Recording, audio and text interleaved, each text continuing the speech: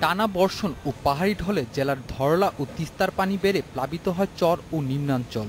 এতে নষ্ট হয়ে গেছে আবাদি জমির ফসল। বন্যার পর ক্ষতি পোষাতে বিভিন্ন সংস্থা থেকে ঋণ নেওয়া কৃষকেরা রয়েছেন বিপাকে।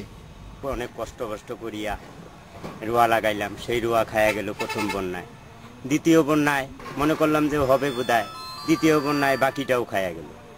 হাতে নগদ অর্থ না থাকায় অনেকে শুরু করতে পারছেন না নতুন চাষাবাদ।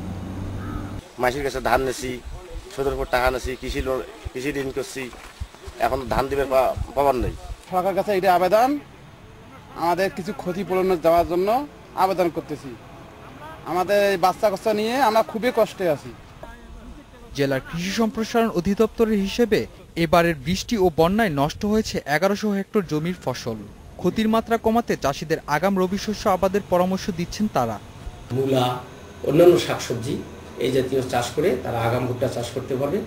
এরপরেও তারা এই ফসলগুলো তুলে তারা ধান অথবা গম, আলু, ভুট্টা এগুলোতে চলে যেতে পারে। এভাবে তারা তাদের ক্ষতি অনেকটা পুষিয়ে নিতে পারে। আমরা কৃষি বিভাগের পক্ষ থেকে সবসময় তাদেরকে এই ধরনের পরামর্শ আমরা দিয়ে যাচ্ছি।